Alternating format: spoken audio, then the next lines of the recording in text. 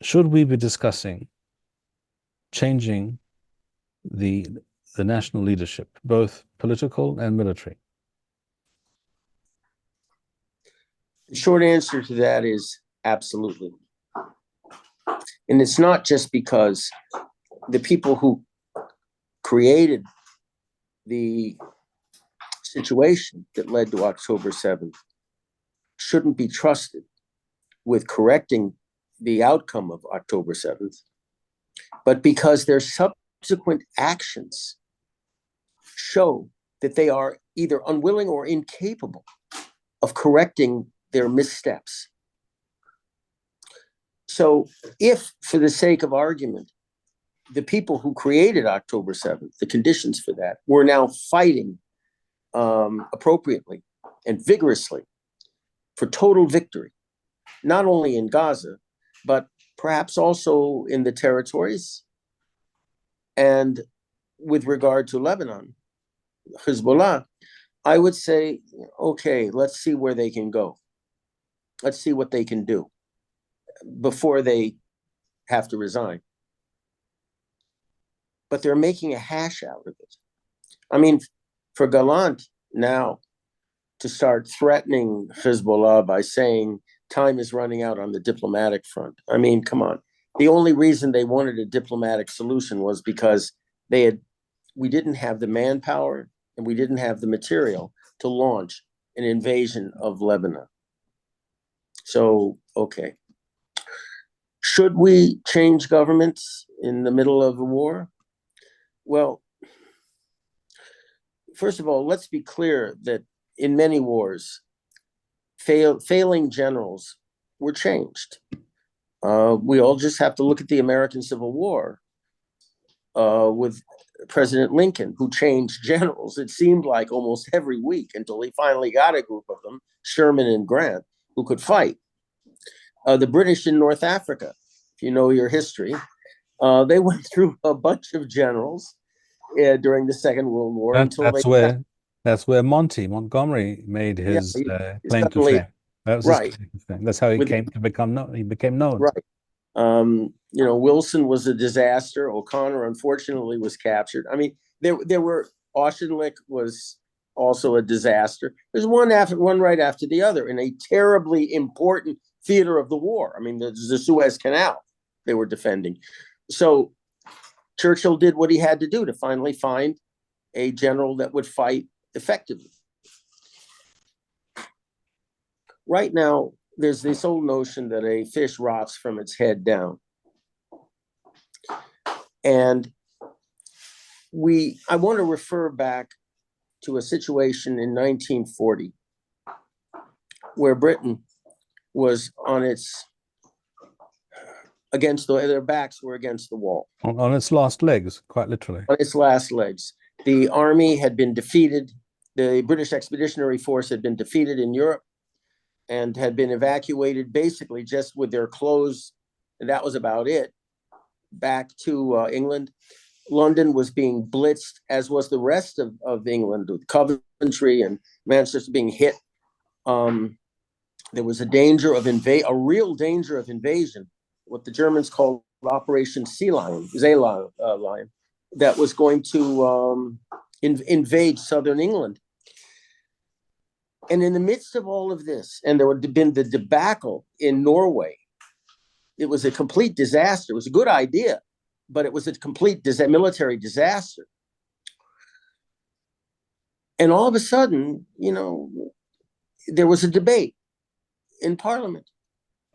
And if I recommend people to read Hansard, the record of parliamentary debates of what happened, where people got up and said it's time for for Chamberlain to go. One guy, MP backbencher, got up and kind of echoed what a backbencher said to Oliver Cromwell hundreds of years before: "Go in the name of God, go."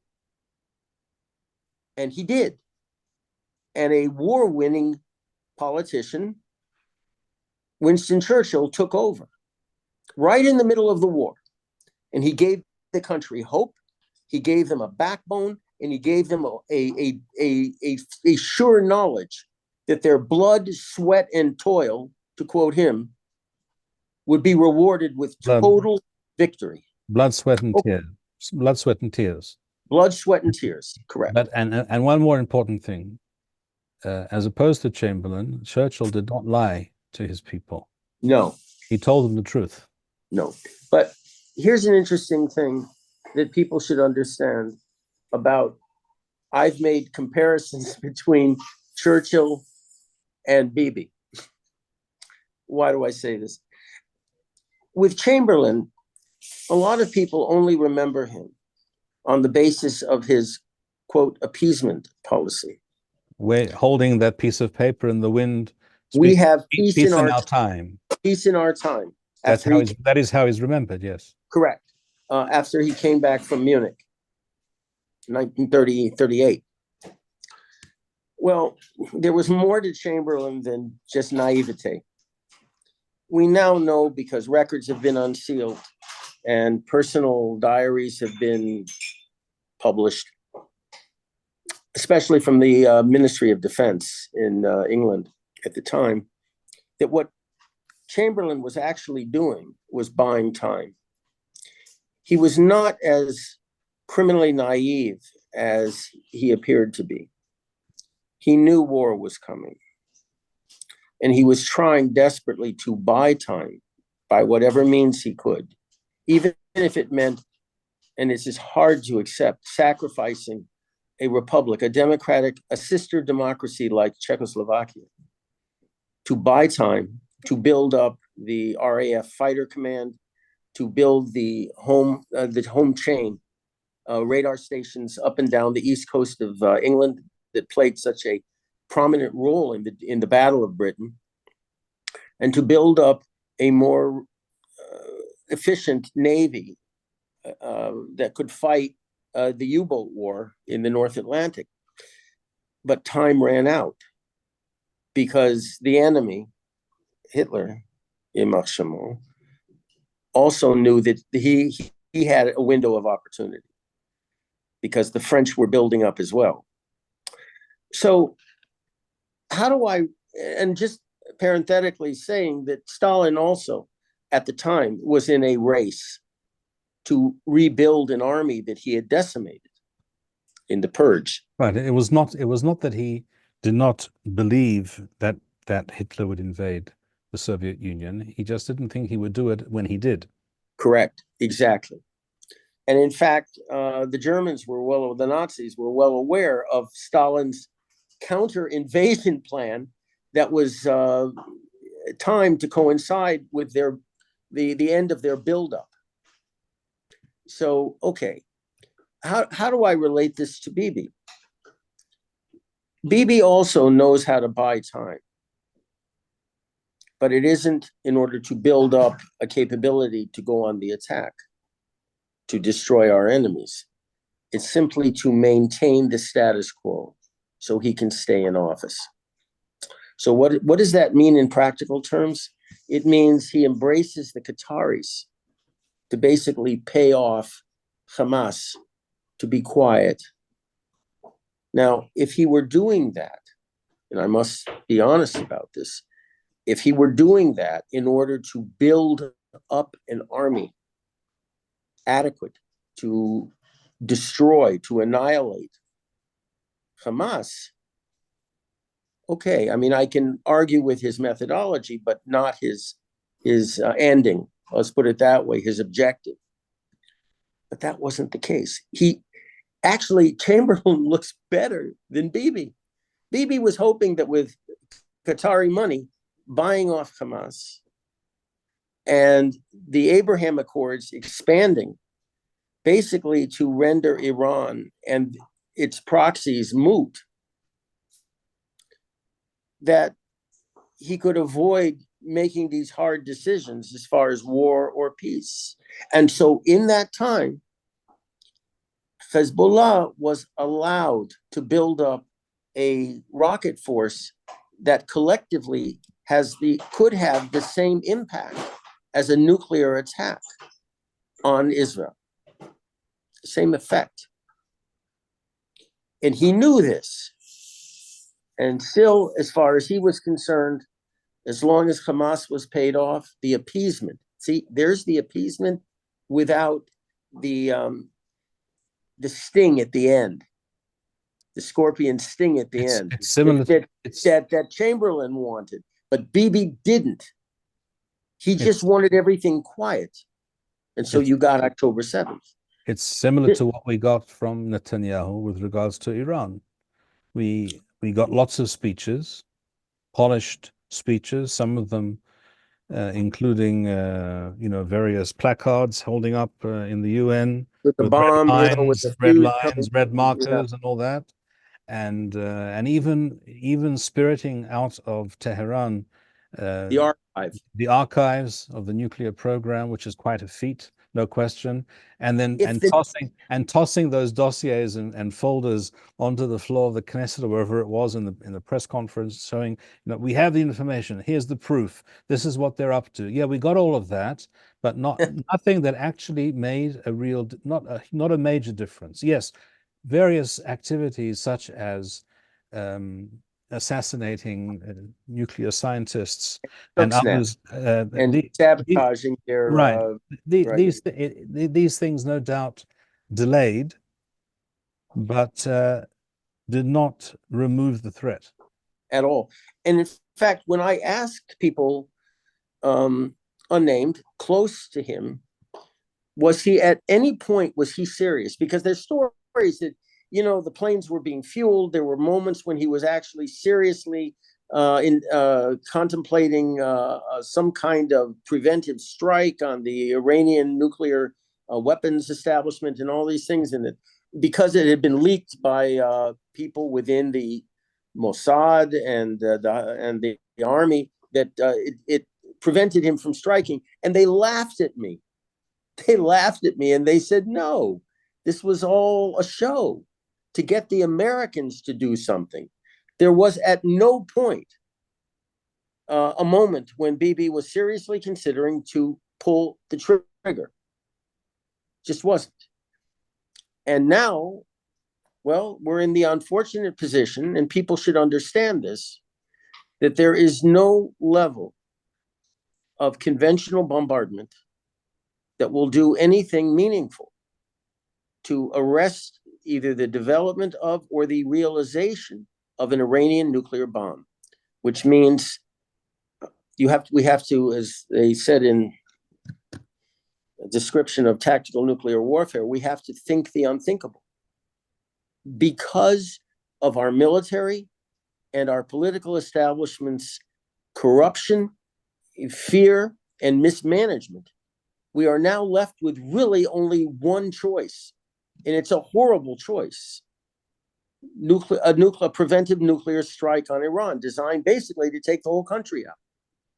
This is what bad government and a bad military establishment produce. A horrible choice, a Hobbesian choice for our country to consider. So, when again, getting back to this, the principal issue of should we or could we change the government? Could we? Yes. Should we? I have to say yes. Who could take over? I can give you a scenario that wouldn't require very much concern on the part of a lot of people. The Likud should come to its senses. Those people past number 10 on their list realize that in the next election, they better get another job because they aren't going to be reelected. This man has to be changed, and Gallant has to be changed. And so without going to a general election, we could get somebody, they could put somebody up like Levine. I mean, he couldn't win a general election because he's not exactly an exciting guy to listen to. But we could get a guy like that in, and God help me for saying this, we could bring someone like Lieberman in as Minister of Defense and get rid of Gantz, get rid of Eisenkot, maybe make Saar a deal, maybe a rotation agreement or something to bring him in. but we wouldn't have to go to a general election. And I have a feeling that if Halevi and his ilk were changed as well by fighting generals that could actually fight al Kiddush Hashem, and we have them. They've all been passed over. They've hit that glass ceiling that you have referred to on several occasions with me. We have them. They can be brought in. Oh, yes. And they can turn this situation around. The first and probably optimal choice for a real fighting general who would both want to win and destroy the enemy, and who would be capable of so doing, would be General Ofer Winter. And my vote would be on him immediately. And there are several other names as well, but that's the first that comes to mind. Yeah, the first. I mean, we have people like General Kahane. We have people like Efi Eitan. I would like to see my own personal favorite to be brought in at a high level would be Amir Avivi of Habithonisti. We should bring back Yiftach Rantal, a great fighting general. We should bring him back. So we have a stable full of warriors that could come back and turn this situation around before it's too late. And to get rid of people like Finkelman and Fox and Halevi, get rid of them and bring in real Jewish fighters. Then, okay, we could do it. And we wouldn't have to go to a general election. We also need to switch out the past and current head of military intelligence, Aaron Khalil, who some time ago said that the greatest strategic threat to the state of Israel was the climate crisis. My personal I kid you not. No. You can't make. I know this is controversial, but I think a lot of people would understand where I'm coming from. People like Finkelman and that other particular individual, former the head of military intelligence, should be in a military prison right now, facing charges of, at the very least, dereliction of duty.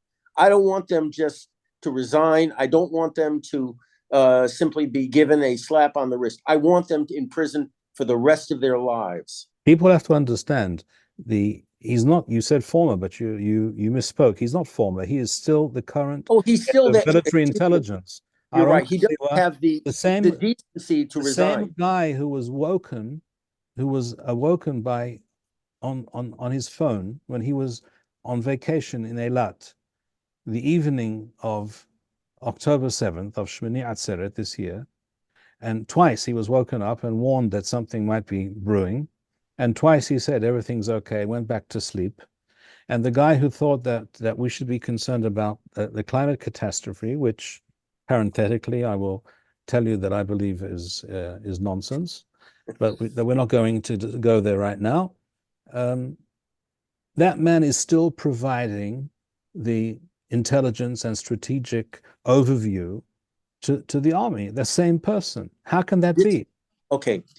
A few weeks ago, there was a story that went viral in the Wall Street Journal that said, and it's never been actually debunked, that because of American pressure, Israeli soldiers were dying at a higher rate because they were being forced to go in house to house and into booby-trapped facilities where snipers were, where there were traps, ambushes, because the Americans didn't want any more airstrikes. They didn't want any more close air support or tank fire support. And so, as I said before, the army decided to trade bombs for bodies. And when that story came out, what it resulted in was this movement by the mothers of the Chayalim, of the soldiers, who basically said, unlike if you remember the situation with the mothers up in Lebanon, the four mothers, yes, who led the four mothers, Ehud Barak, that wonderful our Prime Minister, the great friend of Jeffrey Epstein. Epstein, yeah. The guy who was photographed entering his apartment In disguise. in disguise with some kind of a scarf or winter thing covering most of his face, but nevertheless you can tell who it is. That same Ehud Barak was so impressed with the arguments of these four mothers who were, of course, leftists being funded by George Soros and the New Israel Fund and the Wexner Fund and Bill Gates and who knows who else. He decided that we should withdraw from Lebanon. Well, we all know that was a wonderful strategy. Yeah, that was a great idea. So but now you have the mothers, not four, but as of last count, 13,000 now demanding victory, not surrender, not withdrawal. Those mothers are true heroes. Complete heroes. We should all be going out of our way, doing everything in our power to support them and to help that movement grow. It is only, in my view, will only be mass demonstrations and the feeling that huge numbers of Israelis, of simple Israelis off the street, support their position and their claims that their sons not be sent into battle in order to bring about some kind of window-dressed defeat. It's only when huge numbers of people will support those soldiers demonstrating outside the Prime Minister's office. Those soldiers who are demanding to be allowed to go back and fight. They want to be remobilized and send us back, but in order to win, we're willing to go back, but we need to know that we're going to be allowed to win. The forces for change are available. The soldiers, I will say their parents, led by their mothers, the evacuees, both the ones that are being sent back into their burned out homes in the south, in the Gaza envelope, and the ones that are waiting for heaven knows how long to go to the north. This is a group of people, a massive group of people that could effect change, both political and military change for the better. Mostly because a lot of the MKs below number 10 in the Likud in particular understand that in this next election, most of them are going to have to find another job. The guys at the top of the Likud, and I'll mention them, people like Danny Danon and people like Nir Barkat, they're going to be in there regardless if the party goes down to 10 mandates. They'll be there. But it's the bulk of the party, the MKs, who right now have the whip hand if they only pick it up and wield it. Because if they don't, well, not only will they lose their seats, but we may lose the war, God forbid. I will end. Go. Sorry, go ahead.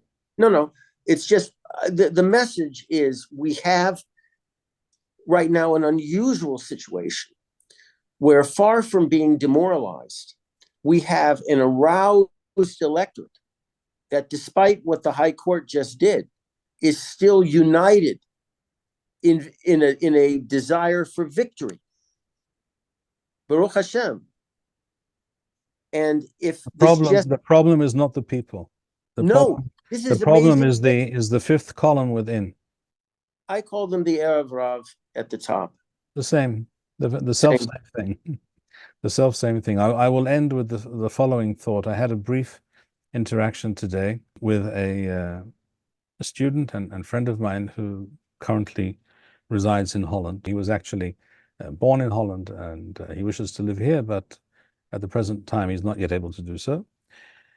And I asked him, there was an election some time ago, a couple of months ago, in which the party of Geert Wilders was able to increase its representation in the parliament very, very significantly.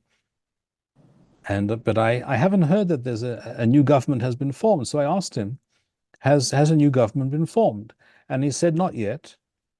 But there's a good chance that it will be, because there are many parties and coalition politics forces within Dutch politics that will likely therefore be the outcome, that he will be able to form a government.